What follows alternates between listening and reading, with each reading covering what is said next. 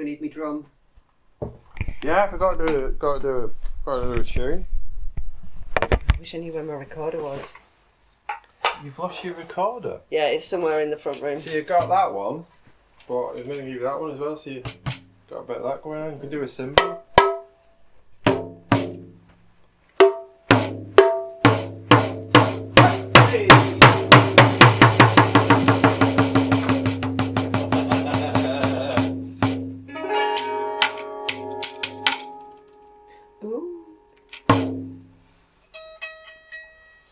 Thinking you should do some techno tunes. Nobody listens to techno. Rely. No, but I was thinking for any Goetia Cyber Pirate stuff, we should find some techno tunes to do a version of. I think we should make our own Gabba tunes with Squidgy Bog from Wizbit singing. Well, we can do that, easy peasy, yeah. Yeah. This isn't in tune. I don't think it'll really make a difference. No. Beat, Mal. Give the beat.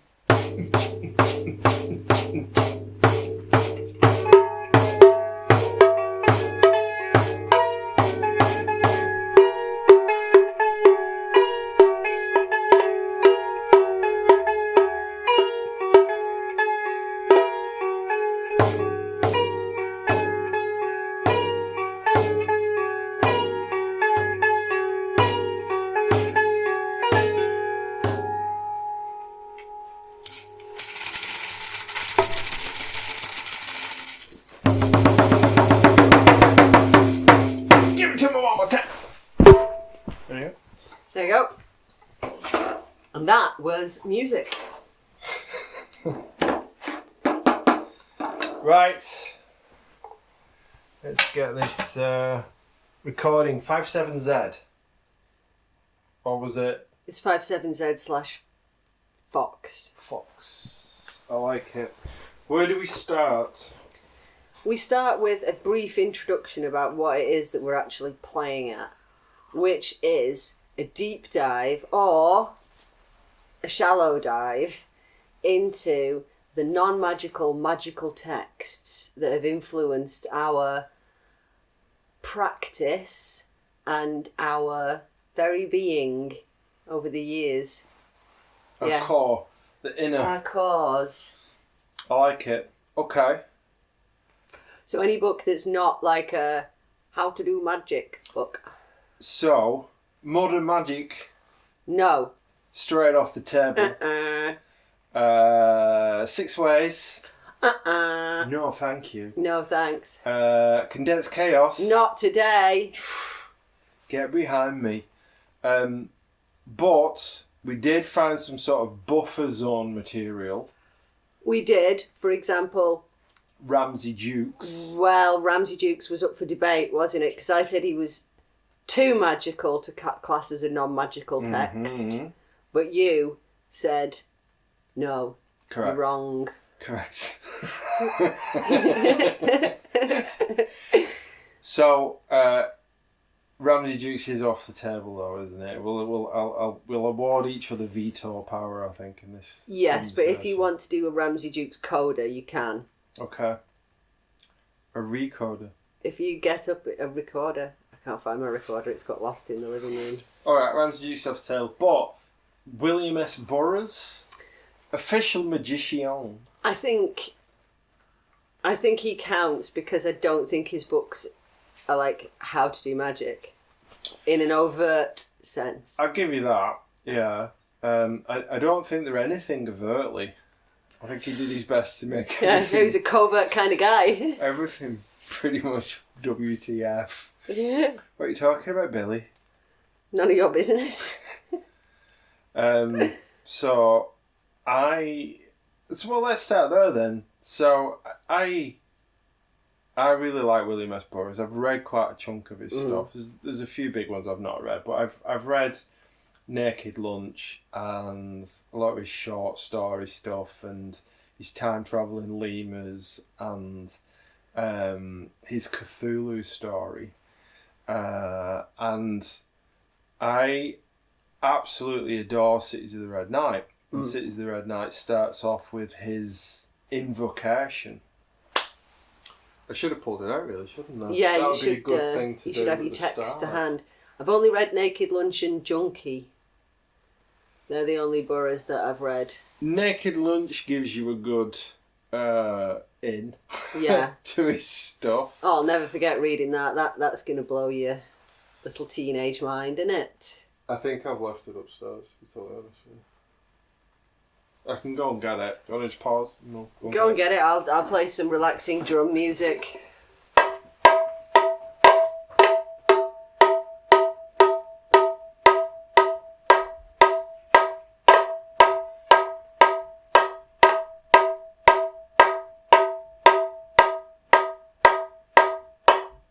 We are the cheeky girls. We are the cheeky girls. You are the cheeky boys. You are the cheeky boys.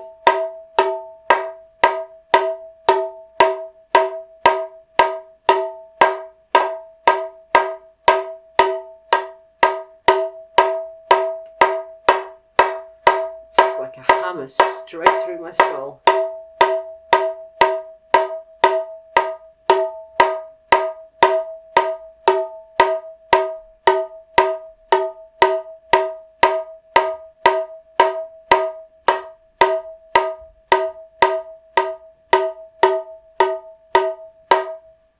It's like a scream behind it. That was beautiful, Dan. Thanks, baby.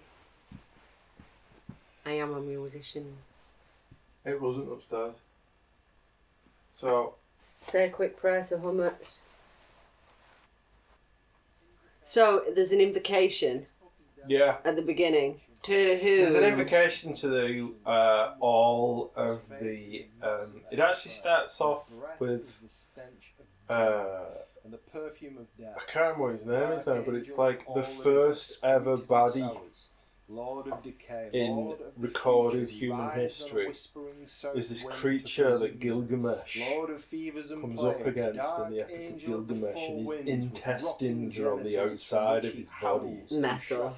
And it's like, Of a that stricken is so cities to Cthulhu, like sleeping Cthulhu, serpent who Lovecrafty cannot be kind of an summoned to image, isn't Akkad, it? That all who these sucked kind the of, blood of like men Clive since they Barker desired or to Cronenberg or something. It's It's a still thing. the same body It's on a it. thing that's Galal and inside Lilith, out. who invaded Yeah. the beds of men, Which his is also children born in interesting secret over, the places to puka. Adu, a razor Get of storms who described, can isn't fill it? the The night furry, sky with brightness to Big Maz, rabbit. Lord of courage Yeah. and bravery to There Zaburin, was whose a number is woman 23, not a who woman, kills sorry, in this an unnatural guy, fashion, who Kazar saw and the this thing and warrior he among described warriors, it to as a rabbit that was Itzamamna, inside spirit out. of early mists and showers, to Ixchel, the spider web that Yeah. catches the dew of the morning, to Zuhu Kak, virgin fire, to Disease, the master of coal, to Kakupakat, who works in fire, to Ixtab, goddess of ropes and snares, patroness of those who hang themselves, to Schumann, the silent one, twin brother of Ixtab, to Uxotl, the unformed, lord of rebirth, to Aguchi, master of ejaculations, to Osiris and Amen, in phallic form, to Hex-Chun-Chan, the dangerous one, to Apuk, the destroyer, to the great Old One and the Star Beast, to Pan, god of panic, to the nameless gods of dispersal and emptiness, to Hassan-is-Sabah, master of assassins, to all the scribes and artists and practitioners of magic through whom these spirits have been manifested. Nothing is true. Everything is permitted. Awesome. It's pretty cool, isn't It it? is pretty cool. Horrifying. But that's where it starts, and then I'm sure half of them is made up. It's a bit like Arpook and all that, isn't it? That he writes about. There's, but that's the power of the magician, isn't it? You get to put a mask on it. Yeah, you do. Your turn. Well, I suppose my first choice is kind of hampered by the fact that I can't pronounce the title, the author, or the main character. So let's get into, I'm going to say, Sredni Vastar by Saki, right? Yeah. And so it's about a little boy who's very sickly. Yeah. and who is like massively oppressed by his guardian, and his only sort of solace is like a ragtag menagerie of animals that he keeps in the garden shed. Like chief amongst whom is Sredni Vastar, the polecat ferret, who he sort of like secretly worships in a strange kind of cryptic manner. And one day his guardian says that she thinks he's keeping guinea pigs in the shed. She's gonna go and get rid. So she goes into the shed and he prays a fervent prayer to his ferret, and he watches and the ferret leaves, but the guardian, aunt or whoever she is, doesn't. She's dead. And so he makes himself a piece of toast, puts a lot of butter on it, and really enjoys eating it. And this is the prayer that he says. He says, Sredni Vastar went forth. His thoughts were red thoughts and his teeth were white. His enemies called for peace, but he brought them death. Sredni Vastar the beautiful. Anyway, you were saying about your ferret. Yeah, polecat ferret. The whole story for me basically sums up my entire practice. It's the idea that you can create for yourself a god, pray to it, and it will behave in the manner of a god and answer your prayers. And and that's what I do and what I've done. Yeah. And so for me, that story always makes me smile. And it always makes me it's so you, that story. It really is. And I remember you recommending it to me and my tracking it down and reading it and chuckling in that rather dark, sardonic way. Yeah. Thinking, I can totally get why you like this. That it's me all over, and it's a very short, easy to read. You can get it online for free. Yeah. It's very short. It's gleeful. There's a glee in it. It's definitely mischievous. Yes. And I don't think the young boy in it is very nice. No. I don't think I would want to hang around with him. Oh no, God knows what he went on to do with his life. It's a bit like that meme, isn't it, where the girl's looking, giving the side eye after the fire. With the fire in the background, yeah. So yeah, no, I totally get that. And it's that model of magic as well, that sort of, it's pretty much chaos magic, isn't it? Yeah. It's, finding your own places of power and creating your own sort of invocations and prayers to your own personal deities, and yeah, that's my jam. Do you want to do some more relaxing drums? Yeah.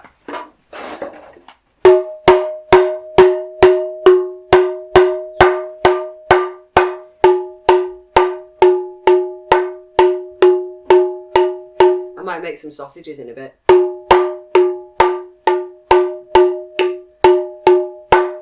Sausages, sausages, sausages, sausages, sausages, sausages, sausages. Experimental music. Sausages, sausages, sausages, sausages, sausages, sausages, sausages, sausages, sausages, sausages, sausages, sausages, sausages, sausages. Right, I've had enough of that. That's boring now. Oh, I fell asleep then. Yeah, it's like meditation music, isn't it? It's like whale song. We were having. Where'd you find that? Where I looked before twice. Right. I think Hummus was hiding it. I'm just going to do it now. Whilst I've got it, before he hides it again. Yeah. Do it. No, see my glasses now.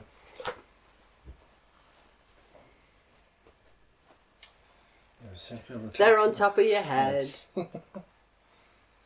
Right.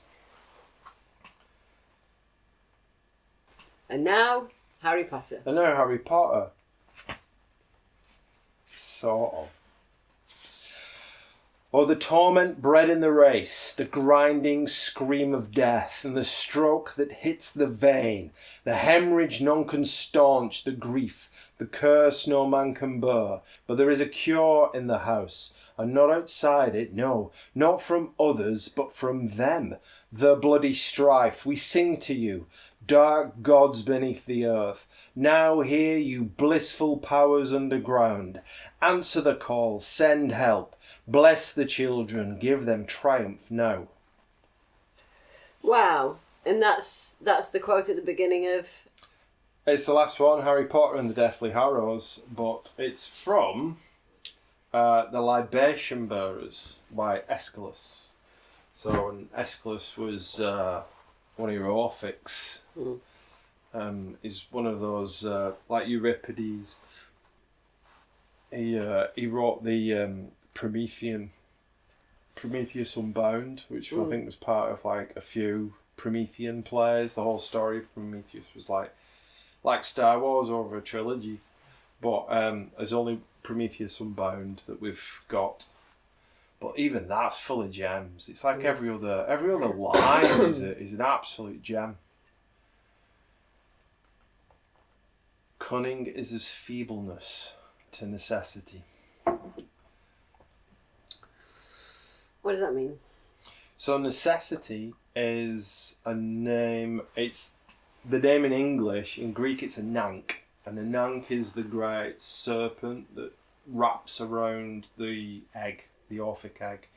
The Orphic egg is supposed to be. It's the cosmology of the Orphics. So at the very beginning of time is one thing. It's a huge big egg, and so necessity wraps around this huge solid 3-dimensional egg form, and because it's necessity and it needs to happen, the egg cracks, and then Phanes is born, and from Phanes everything is born from him.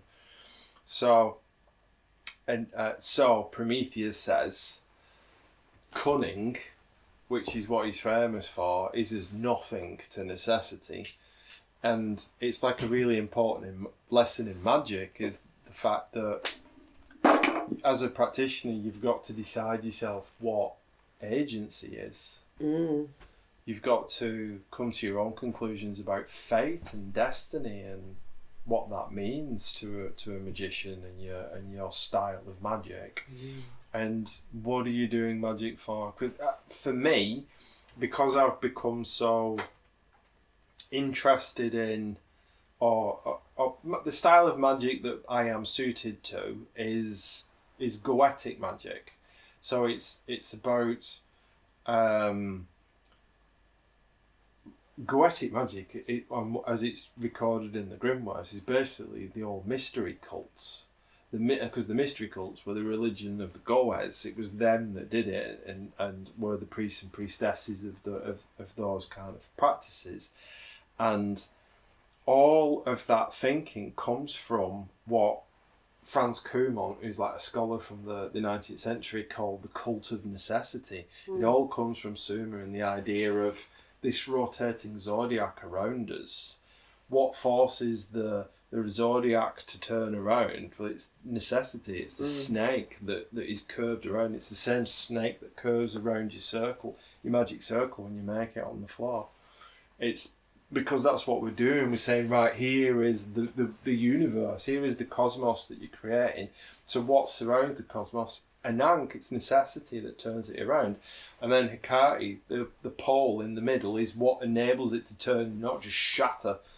So you've got these two goddesses who work together, and that's what compounds reality. That's what creates the conditions for reality to happen from an Orphic point of view. So the snake of necessity, even Prometheus, who we might sort of align to like Lucifer in the grimoires, says cunning is nothing to necessity. Necessity is what makes everything happen. And so that's why those types of thinkers that have got me to sort of like flip a lot of ideas on the head are so important, because you start to realise that you're not pushed by destiny towards something. We are attracted to destiny. How we get there is completely up to us, but the final point, that's destined, that's fate. But, you know, it's like a snowboarder going down a mountain. How you get to the bottom is completely up to you. How you meet those challenges and bumps and trees and rocks or whatever, that's within your control. That's what agency means. You get to make a decision every single second of your day about how you're going to approach reality as you're confronted by it. But you're still going to end up at the bottom of the mountain. Yeah. That's just the conditions of the game. So you're next up, love. Right, well, yeah, The Treasure Sock. Yeah, let's get on to the good stuff. The Treasure Sock by Pat Thompson and Tony Ross is a very small children's book. When's it from? I'm just having a little look. Copyright 1986. So it The is year of peace and security as declared by the United Nations. Yes, well, because of this. Because of this. So it's about a little girl on her way home from school, I assume. That's where she's been. She takes off her sock and fills it with all of the things she finds on her way home.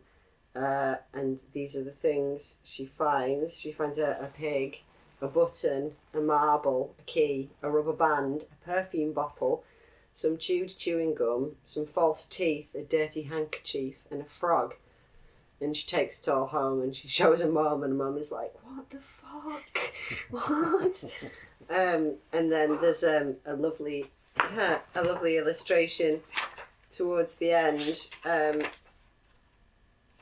where she's sort of sat in her room talking about all the different things she's going to do with all of the little things that she's found. Oh yeah. That dog looks very excited. Yeah, you would be. Can I read this bit? Yeah. I shall put the pig in my farmyard, the button on my coat, the marble in my pocket, the key in my secret box, the rubber band around my hand, and the perfume bottle on my shelf. I can't keep the chewing gum or the teeth or the handkerchief, but you can share the frog. I'll put it in the garden.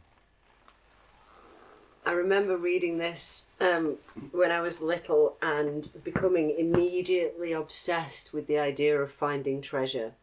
You know, I was determined to find treasure, as the treasure sock defines it. So basically, anything you find on the floor. And that has become such a fundamental underpinning of my practice. God, what I call God, the thing I call God, my God, communicates with me through the things that I find on the floor. And I have a huge box full of things that I've found over the past 30 years. You know, and I have found most of the things on the treasure sock list. I have not found a perfume bottle yet. I found bottles, but anyway. And so for me, it's a form of communication. It's a channel of communication and a form of divination as well. And also, it's just God giving me presents because He loves me and he's wooing me with you know, a toy animal or a bag of weed or whatever it is that I find. You know, I think it's probably one of my greatest achievements magically is my collection of items and the knowledge that I fulfilled my childhood ambition. I should keep them in a sock, shouldn't I? I should keep them in a big sock, a Christmas stocking. You should have, your magic sock. Some of them are in a box, some of them decorate the house. Yes, they do spread, yeah. The bigger items, you know, become decorations. There's a crocodile hanging from the cup shelf. Yeah, I found that recently, maybe 2 months ago.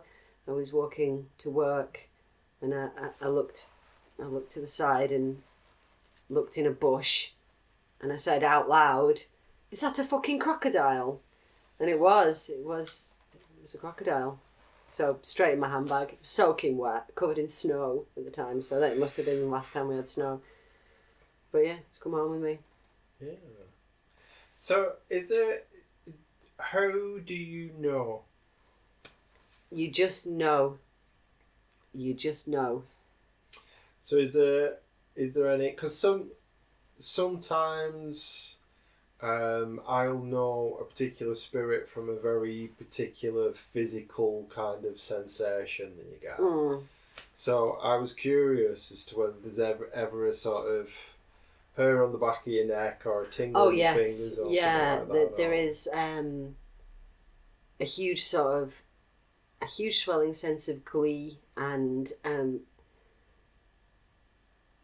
fizz inside, that internal fizzy sensation you get when everything inside you suddenly seems to be vibrating. Yeah. Is that fizzy? Yeah. And I think I know partially now just because I've been doing it for so long. But sometimes it's really obvious. Like a while ago I was in a bad state mentally, and I was walking along and I shouted out, "God help me," and I looked down at the floor immediately, and there was a piece of paper, like a ripped off piece of paper that just said "okay" on it. And then like maybe 20 yards up the road there was an antique marble that had been it had been disturbed from the soil at the side of the road by a little floodlet, and it had rolled out, and yeah, that was like, "Yeah, I'll help, here's a present, shut up." You know? He does like his little trinkets. Yeah. God. Yeah, well, I do, so he gives me what I like. Yeah, that's how it should be. Yeah. So yeah, that's the treasure sock, another sort of core element. Tell of us a practice. bit more about God. Well, God is, I kind of think that everyone has their own God who creates the world, because everyone's world is different. Yeah. So everyone's God must be a bit different. What do you mean in a Robert Anton Wilson way? I don't know.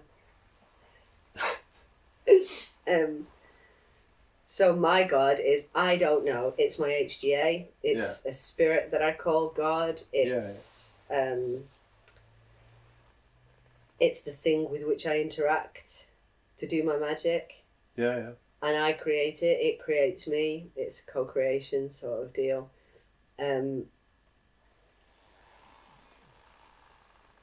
It's a bit. Okay.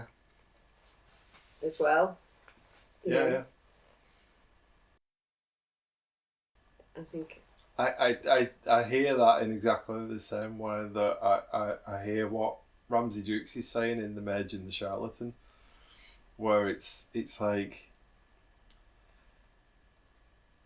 you can have fun with it. Yeah.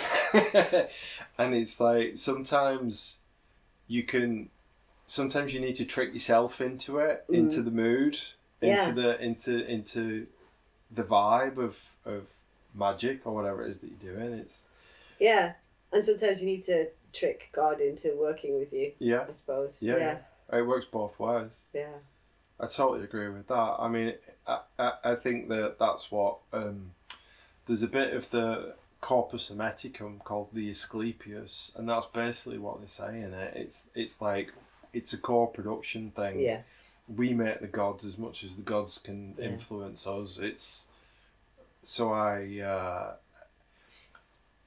It reminds me of when we were on the Occult Living Room and the conversation that used to go on about things like the PGM being chaos magic, because it's like when you start reading an incantation and you've got like St. Michael and Apollo and Jesus in there and like Osiris, and it's like well, the whole gang's here now, but it's like that sort of going with what works, and add the usual, i.e., what's your favourite? Yeah. Lash in, add seasoning to taste. Exactly, yeah. Add seasoning to taste. That was the very first thing that when I mean, I know we're not allowed to mention magical text, but reading Condensed Chaos, the idea behind chaos magic of belief being the tool or the motor of it all, that was just like, oh yeah, I know that. And you're telling me I can do that? Nice one. I will. Off we go. And now here we are with a crocodile on the cup rack. Well, that reminds me back of what I said about Taoism, and that the stuff that gives you permission to explore that type of stuff. I was a big fan of Philip K. Dick, and one of the earliest books that I read by him was The Man in the High Castle, and the I Ching is a big, massive part of The Man in the High Castle, the story. And even at my most materialist, I was still using the I Ching, and sort of getting to know that divination system in like a knowledge and conversation kind of way. There's very much a spirit of the I Ching that you, and it's a little old man who always tells the truth whether you want him to or not. Yeah. It's the little brutally honest little old man. But it was Philip K. Dick. It was a science fiction writer that sort of kept that door open for me, even as I was trying to see the world as being completely empty, I guess.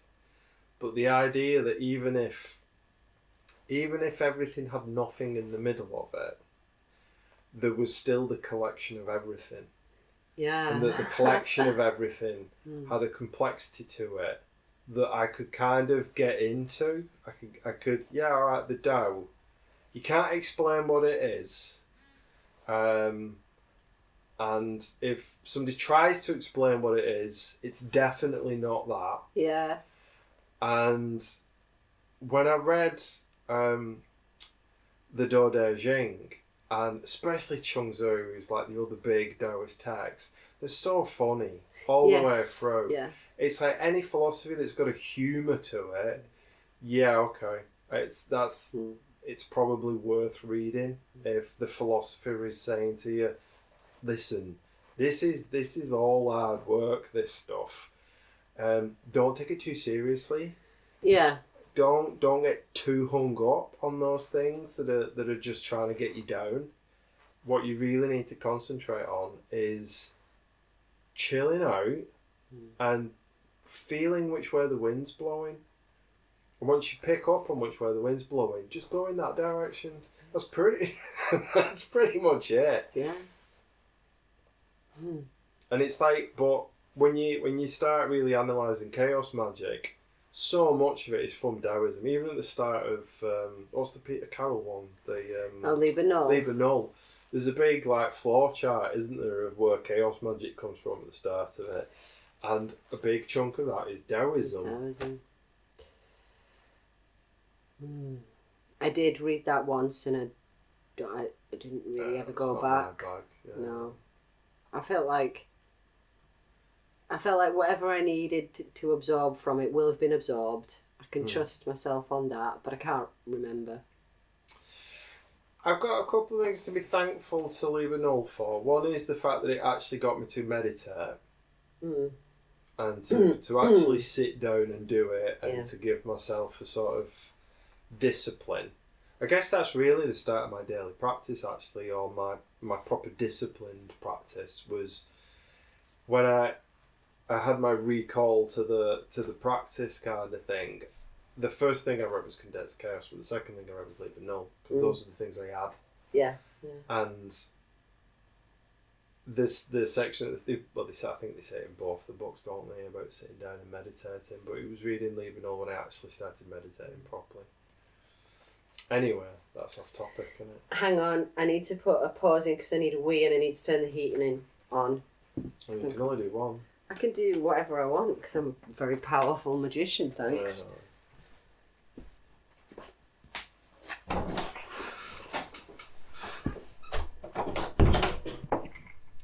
Right. Recording again. Okay. Do you want to give us some more of that really lovely drum music?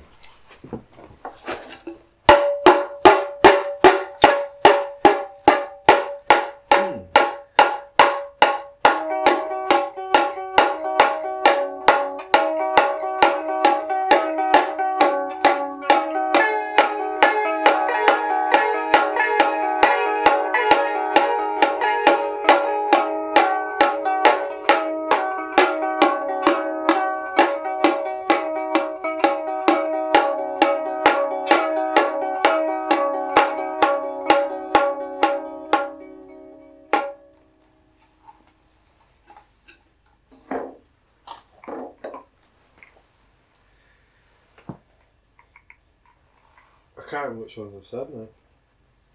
Was it your turn? No, it's your turn. The last one you did was Harry Potter. Oh, yeah. I did start off talking about Eugene Thacker. Have I actually said why I like Eugene Thacker? No. Okay. So, in the dust of this planet, he covers quite a lot of ground for a very little book. And one of the things that I really liked about it was the fact that he picks up some occult ideas and he does like a bit of a literary survey around the ideas, and then he gives them a bit of a reinvention as well. And in the same kind of way as I've been talking about with those other thinkers, I guess. And demons as being things that possess, I think, is a really good idea that he explores really well. He talks about Dante's journey into the underworld, and that the demons possess everything. They don't just possess the people. They possess trees and rocks, and there's some great Gustave Doré illustrations where you've got like the trees have got faces on them and the rocks are sort of coming alive, and that is Virgil and Dante are going through this part of the underworld. And that idea of demons being things that possess is very, very important to understanding how the reality as the grimoire tradition describes it is an animist reality. So like one of the most famous grimoires is the Heptameron. And the vast majority of the Heptameron is basically explaining how every single hour and every season and every like moment of the day has a spirit over it. It's like every aspect of reality, every mathematical aspect of reality is possessed by a demon or a daimon. And if you want to be able to change reality, if you want to explore reality in that psychonaut kind of way, you have to learn the names. I mean, that's basically what the Book of the Dead is, isn't it? It's about learning who all the gatekeepers are, so that when you go up to them, you go, I know who you are. You know, you're he who looks backwards, or you're he who speaks with a big voice, or you know, you're eavesdropper, or whatever they're called. So, I think that's a really important idea, that everything, every single concept that you use to understand reality has got a name, and it's within your gift to learn its name, and it's within your gift then, once you've learnt its name, to have a relationship with it. And it's in getting that relationship that the magician operates. Yeah. I suppose for me it's more of a... In my practice it's more of an Adam thing, in that I give the names. And that's how I understand things, or how I taste them almost, is by giving them a name. And in the dust of this planet. Yeah. Jay-Z, the rapper, had a t-shirt with it on. Right. In the dust of this planet, there's a very famous picture of him with this That's all it says. It's just a plain like black t-shirt and white writing on, I think. And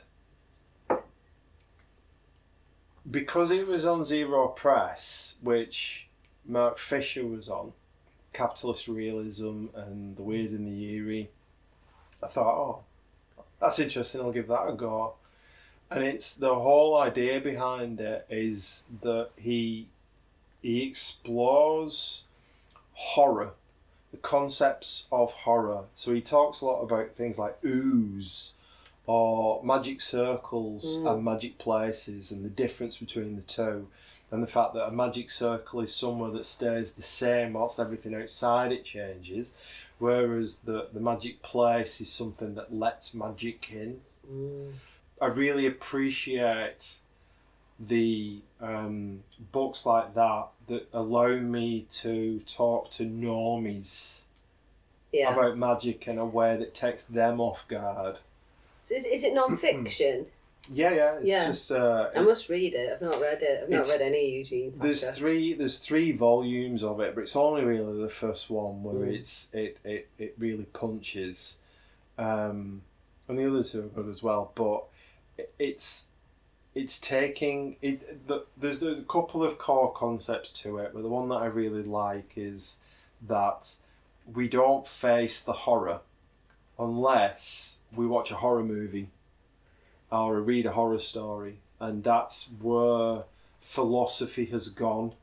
It's gone into horror. It's because most modern philosophy is so postmodern that it doesn't make any sense anymore.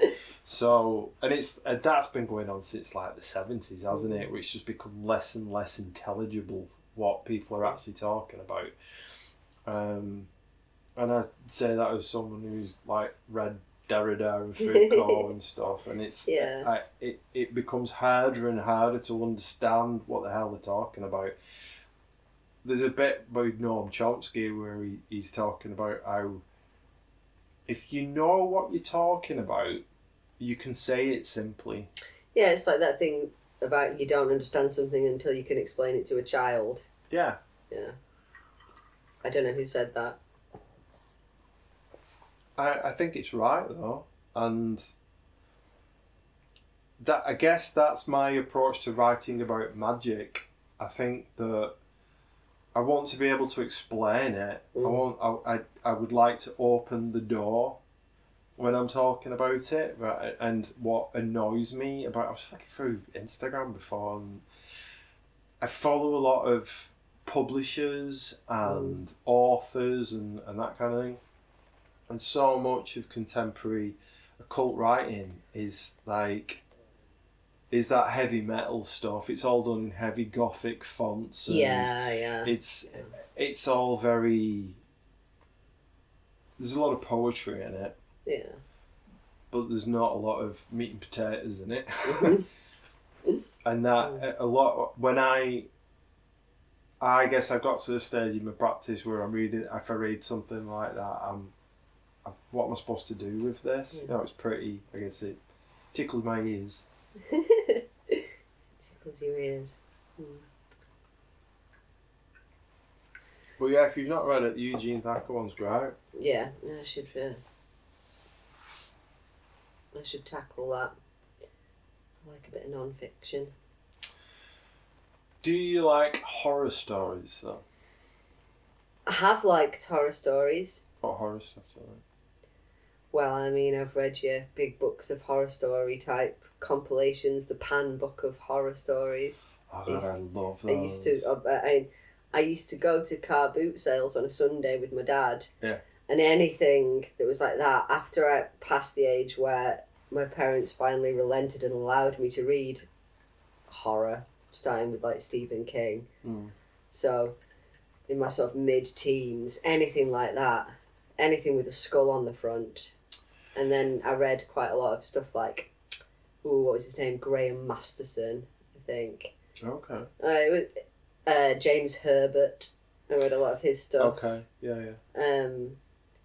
Lots of Stephen Didn't King. he do like lots of horror, very obviously gimmicky kind of stuff like the rats? There was or the rats, crabs the fog, the this, whatever. the that, and I think, I'll be honest with you, I am a Scorpio, and a lot of, I liked death, and I liked sex, and there was a lot in these horror novels, there was a lot of blending of the two. There was a lot of weird sex stuff going on, and I think it really damaged my growing mind. I do. And I'm grateful for that. Well,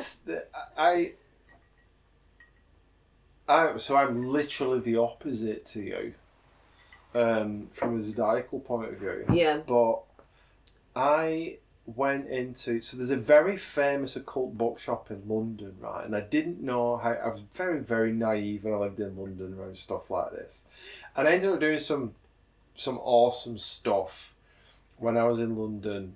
When I look back on it now, thinking, blimey, even though I wasn't really that interested in that kind of thing, I still had my hand into a lot of weird stuff. I'm still on like the Berberliff notice board, which has got its own Wikipedia page. I found out the other day. You were. I was still hanging around with some interesting people, but I went into the Atlantis bookshop opposite the British Museum. So it's I don't know if you've ever been to the British Museum. I don't. Opposite it, there's like a road that runs parallel. There's loads of little terrace kind of streets come off it, and I was literally wandering around London with nothing to do. And the great thing about the British Museum at the time was that Ken Livingstone made them all free, so you could like spend the day around there. And so I stumbled upon the Atlantis bookshop, and went in there, and I bought two things in all the time. I ended up going there quite a few times, but I bought two things all the time, so I went in there. One of which was the Book of the Law by Aleister Crowley in a real proper edgelord kind of thing. And then The Gas, which is a book that was banned for obscenity, and quite rightly too, as well, because it's a proper 70s, like... Never heard of it. It's a 70s science fiction book by a British author whose name just totally escapes me now. But is it about a gas? Yeah. There's a gas that goes off and it turns everybody sex crazy. Cool. And he was one of the, I'm trying to think what it's called, the New Worlds kind of crowd with like your Michael Moorcock and J.G. Ballard and Philip K. Dick. It was the British science fiction scene of the 60s and 70s, and he was one of them writers that was floating around with them, and it was one of his novels. K. Dick English? Pardon? I thought Philip K. Dick was American. No, but the magazine was English. Oh right, I see. So it was publishing the I think what sometimes gets called like inner space sci-fi. Oh, right, so it was more psychologically sort of interested than... So like all Philip K. Dick stuff has got somebody with a mental health problem in it, and J.G. Ballard used to be a GP, so he write all of his stuff around psychiatry, and he's like really well informed. But it's the type of science fiction that I like. It's 70s science fiction because it's that stuff is all interested in how we deal with technology. Yeah. It's what the human experience is of having to deal with technology and progress and all that kind of stuff. But The Gas is it's just an obscene... I've got to have it. ...dirty novel. I must have it. I mean, my 15, 16-year-old self no idea what I've done with it. Would have gone crazy for that kind of thing. I would have loved that. I can't remember how many times I've moved house since I owned that novel. Oh, 50. Probably. Yeah. Yeah, I've got to get that. That's my... So that was a bit of an aside. I was just thinking about it the other day, because Atlantis Bookshop is really, really famous. I've never heard of it. But it's like one of the oldest occult bookshops in the country. And obviously because of where it is in Holborn, right near the British Museum and all that kind of thing, it must be paying its way, mustn't it? Well, yeah. The rent can't be cheap, can it? In London town. Don't get no peppercorn rents around Holborn. Nope, you don't. Alright then. Have you got any music on your list? Yeah, I've got one song. Go on. Miracles by Insane Clown Posse. right?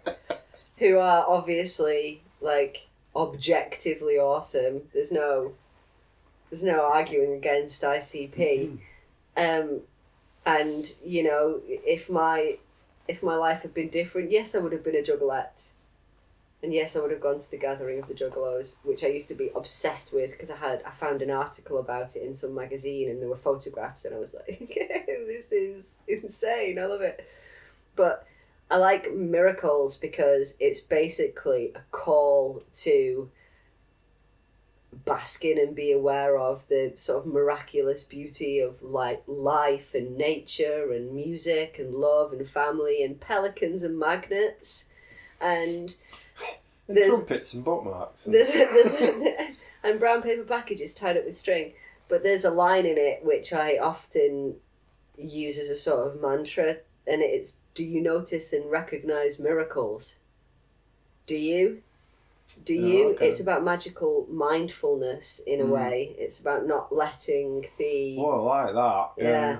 No, it's about not letting the bastards grind you down and keeping in your head the glory of it all, the incredible bounty of miracles that are just there, scattered on the floor for you to pick up, you know. And there's another line in it which I like. He says like, magic everywhere in this bitch. 10 of Pentacles. Yeah, 10 of Pentacles, yeah. And that's an aspirational concept, isn't it? It's what I want to, you know, it's what we want to do with the house. Magic everywhere in this bitch. 10 of Pentacles. Yeah. Totally. It's, everything feels fizzy. Yeah. And I think there's some stuff with ICP, although, you know, I'm not steeped in the law, where they came out and said that the dark... a good goal, though. Well, the dark carnival, which is their sort of mythos, turned out to actually be about God, you know, and it was actually a way in to God consciousness, I suppose. So don't quote me on that. I don't want the juggalos coming for me. Well, it sounds a bit like Dance Macabre. Yeah. Kind of idea that it's like we're just all dancing our way to death, basically, aren't we? So death leads the way. We sort of just. It's about how good you look doing it, isn't it? Well, yeah, you got to get your makeup on. Yeah, you got to get your clown face. Big red smile. Yeah, you got to have a cool name like Violent J or Shaggy Too Dope. Yeah, we should have hip hop names. The next time we do a recording, we should give ourselves hip hop names. There's in a way that's, you know, culturally appropriate. There's a thing online, isn't there? It's like a Wu-Tang Clan name generator. Oh, okay. That can give you your name. Get it on your phone now. Right, Wu-Tang Clan ain't nothing to mess with. Can you play some like hold music while I'm doing this? Bam bam bam bam bam bam bam bam bam bam bam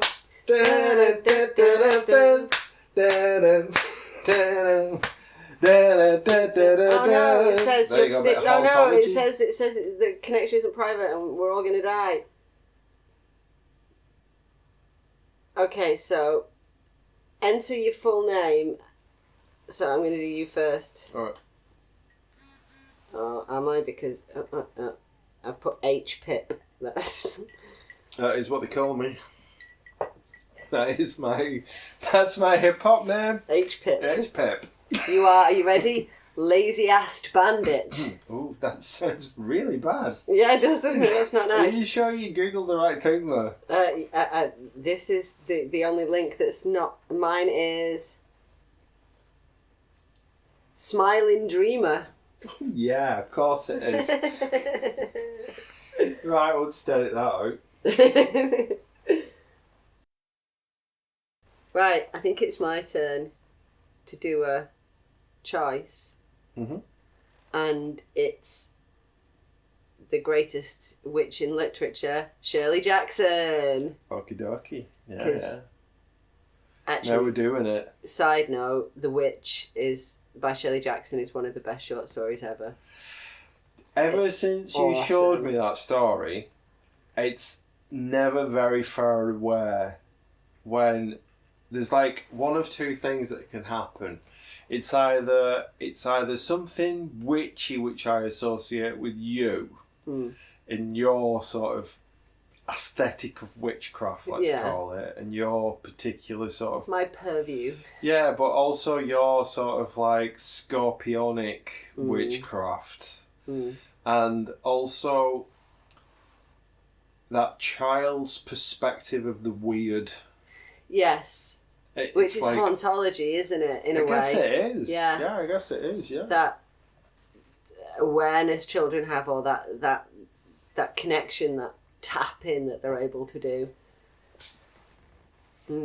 I guess you live in the liminal as a child, aren't you? Yeah, you know. It's never very far away.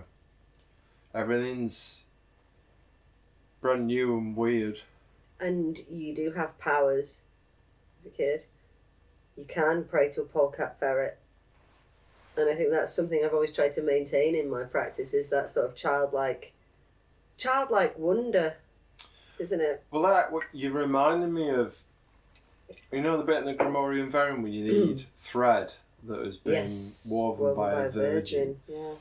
And the fact that you got that straight away, even though it's like not your style of magic at all, but the symbolism of that and the power of that was like obvious to you in a way that we've talked about it with other practitioners, and it's perhaps confusing, or why is that important, or there's a lot in the Grammarian Verum that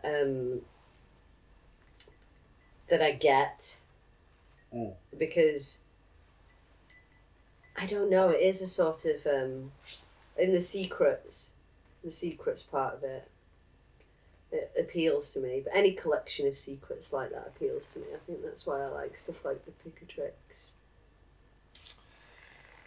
Yeah, the Picatrix is an interesting one, but we're getting off topic. We are. Anyway, Shirley Jackson. So it's not so much the entire book, We Have Always Lived in the Castle, but it's the main character, or the narrator, Mary Cat, and it's a passage about her doings, her personal practices. Okay.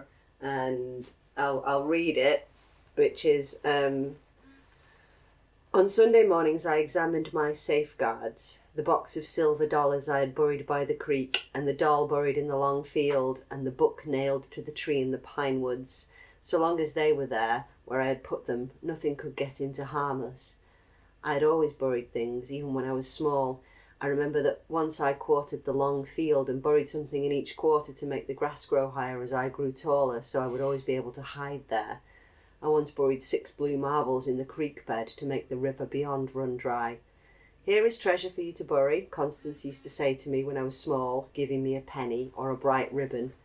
I had buried all my baby teeth as they came out one by one, and perhaps someday they would grow as dragons.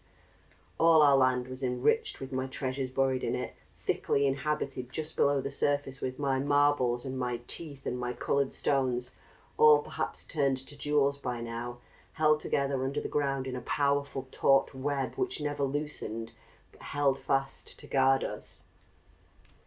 And it's another thing that when I read it, it resonated with me because it reflected my view of the world, on my particular childlike cryptic acts that I used to perpetrate. Because I grew up in the countryside, I'm a country mouse, and where I grew up, there were a lot of old, like Victorian dumps, rubbish tips, and so you could go to these places and you could dig up old bottles and jars and things like that, and used to find a lot of marbles. Yeah, and I did used to bury them, and re-gift them to the earth, as it were. And I did have a network of places that were special where I would leave things. Yeah. And I think that was my sort of innate understanding of the concept of wards, which that passage reminds me of, and how as I became a sort of active conscious practitioner as opposed to just a sort of natural child witch, I began to make it a conscious thing and to collect items and leave them in places in order to create a network of power. I call it my nexus of golden beasts, where I'll buy like a bag of plastic farmyard animals and paint them gold and leave them all around. So, I'm aware of their presence. Yeah, or where when I lived in Yorkshire, I had a nexus of golden babies where I bought these horrific, horrible, tiny, realistic baby dolls and painted them gold and then placed them in power positions, and as I went by them they would become charged, and then in my sort of astral workings I could trace the network. And there's also an element of like glamour bombing, which is a chaos magic thing, isn't it? Is that like DKMU or something? I don't know. But I don't know. I've not heard of glamour bombing. Where you sort of create. The way I do it is as an offering or a repayment for all of the moments of wonder and beauty that I get when I find something on the floor or whatever. So I leave things for people to find. It's like I will leave shiny pound coins. I will leave seashells by a river. I'll leave. Do you know what a Wade Whimsy is? No. They're these little pottery figures, they're a couple of inches long at max. And I bought a big box of them, and I would leave them tucked into dry stone walls, or like in bus stops for people to find, with the idea that gave them a little moment of my god, what's that? You're always coming across these things. What were the little girls that were like the one that you gave me one?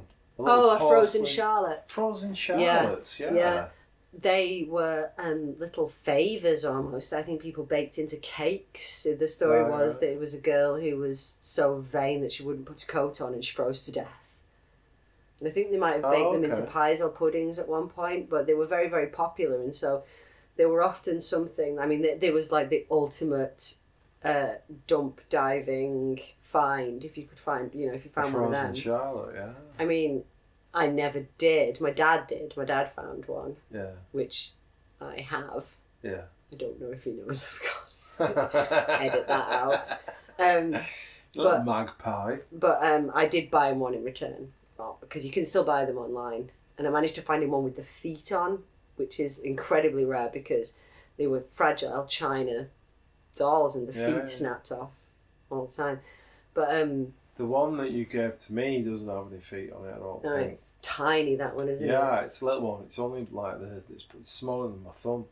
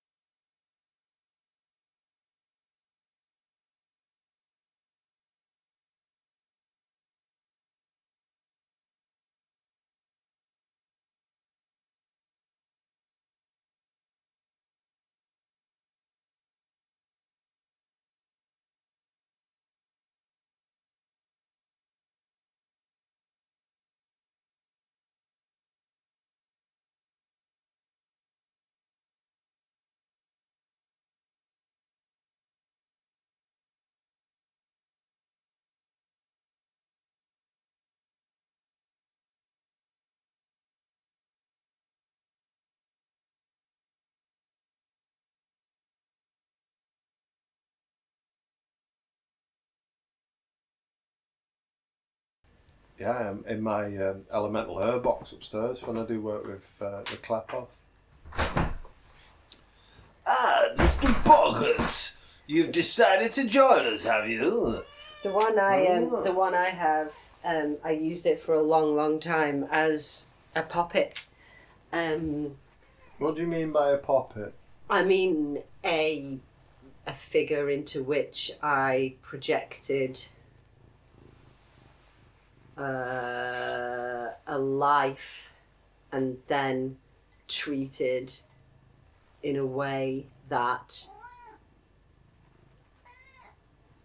got results. I don't know how to describe it. Basically, I used to rub its bum and pray very hard to it, and then keep it wrapped up in a comfy little blanket in a little tiny miniature doll's house bed, and it would perform basically, I think at the time, you know, when you first start getting into chaos magic and you do a lot of sigils, and you play with sigils, that was sort of a way for me to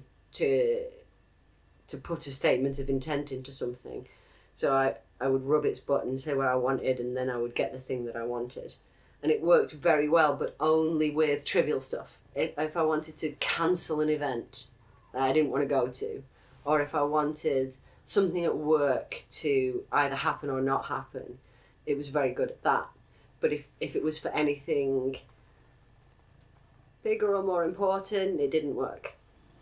I retired it. It's on my altar shelf upstairs, resting. Yeah. But I retired it because I felt like I was perhaps overtasking it and being greedy. So I rested her. The reason I ask is because if I was to think of a poppet, Boggart, we're not doing music now. If I was to think of a poppet, I would think of it in terms of like a voodoo doll. Yeah. Yeah. Where it's about a particular operation against a particular target. That kind of thing. But it sounds like what you're describing is more like a familiar or a servitor or something like that. Yes, I think now, now I know more about magic. But at the time when I was calling it a poppet, I was calling it that because it was a doll that I imbued with life and used in a working. Yeah. So I think it was the very basic sort of understanding of what a poppet was. And that's why I like the word. It's a good word. It's a witchy word. It's a very witchy word. You know, you're doing the craft. I have had... You're mucking with the poppet. I have had... It's funny, when I have used dolls to do things to other people, I've never called them poppets. What would you call it in that context? I called it by the name of the person that I was doing the working against. So it's just a simulacrum of the target. That's how the magic works. It is. As a sideline, I was reading Herodotus last night, and I was really interested in the descriptions of the offerings that people gave to the oracle at Delphi. It was just interesting in the idea that, you know, they could be bribed, it sounds like, you know, and the incredible vast richness of it. Well, there's this one bit, this king's given her all this shit, these giant bowls that hold, you know, thousands of litres of wine or whatever, and statues made of gold, and then just melted down loads of gold and made it into bars and just sent that as well, and like every fucking thing. And I can't actually remember if it's the same king now, because it's also breathless when you read Herodotus. It's like, and then there was a boar, and then there was a king who showed this other guy his wife in the nuddy, and then he died. But there's flying snakes and people with faces in the bellies. Yeah. And then there's this bit where he goes to the oracle, and she says, "I can smell turtles and lambs being cooked in a brass pot. Oh, I know this. It's right at the beginning. It's right at the beginning. Yeah, yeah. And he was like, yeah, because he's kind of testing the oracles to see, like, so he's gone off and done this like cryptic. He's like thought the most bizarre thing he can possibly do is like, I'm going to cook a turtle and a lamb in a big brass pot, and she's like, yeah, I know what you're done. I've got your number. Yeah, yeah, yeah. It's fantastic, that story. Yeah. And it was at Delphi where they had like the tower of ram's heads or something. It was like all the sacrifices of lambs that they'd had. Can it was we get a tower of ram's heads? Soon. Thanks. Soon. Thanks, baby. It's so powerful, that stuff. I mean, Herodotus. I guess Herodotus is one of those texts, really, isn't it? That yeah, it's, I could quite easily have had that on my list just for the pleasure it brings me, which I think is an underrated element of magical practice. It's joy. I tell you what I should have had on my list is the Pausanias books. The thing that I've just finished. I'd never heard of Pausanias before. I've never heard of Pausanias. No, and it's a guy who basically just went around Greece and wrote. And it's another Herodotus, but he just did it for Greece. And there's in like about 3 or 4 volumes, and they're just geographic. So he's obviously just writing down stuff as he's wandering around and capturing it. But he's really interested in how they do their religious practice. He's dead interested in like what the offerings are, and there's loads of things that we wouldn't know unless it was for him. And like the horse-headed Demeter that was worshipped at a particular cave, and he gets really into how they do the offerings. So it's just detailed enough for when you're doing sort of that kind of exploratory practice where it requires like that sort of historical context or something that you can piece together sort of a good enough offering to keep them happy. Let's put it that way. It's but he's really good. Oh yeah, put some of that in my way. I'd like to read that. Because we've been watching all of this stuff, it's been triggering other memories and things, which actually brings me to my next choice, which is the Wizbit annual from, what's the date in this thing? It doesn't say it on the front. Early 90s? I don't know, because 1988. Really? This particular Wizbit annual, I don't know if there was one a year or whatever. I never had the Wizbit annuals as a kid. I bought this a few months ago for hauntological reasons, and because Wizbit and Squidgy Bog made me feel. Squidgy Bog is a character in Wizbit. It's of a sort of reggae kind of guy. I don't know, but he's also like he's a cool dude, isn't he? He's a cool dude, but the Wizbit theme tune stuck with me since childhood. Once he was a little bit of magic in his daddy's eye. And I also always remembered the magic word, which was Ostagazoozalam. Okay. And then when I bought this annual, it had another word in it that was really a final piece in my practitioner's jigsaw puzzle. Because I've always struggled with what to call myself as a practitioner. I'm very witchy, but I'm not a witch. I don't practice witchcraft. No. I'm kind of a chaos magician, but I never shift a paradigm. I have my paradigm, and you pry my cold dead hands off my paradigm. And then I was reading this, and it describes the children who like Wizbit and have bought the annual as fungerers. Oh, nice. And I was like, yeah, well, that's what I am. I'm a fungerer. I conjure up fun. A fungerer. Fungerer.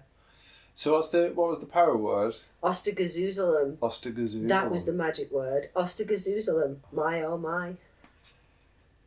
Haha, this away. Haha, that away. Haha, this away. My oh my. Yeah. Ostagazuzalum. That was the magic word. We can work with this. Yeah, we can. Yeah. Yeah. Okay. Let's start off with a circle and then we'll Ostagazuzalum. Yeah. Listen, if we summon Squidgy Bog, I'm going to need to hold your hand because I am still quite scared of him. We've done quite a bit though. And I don't think there's anything more I want to give away.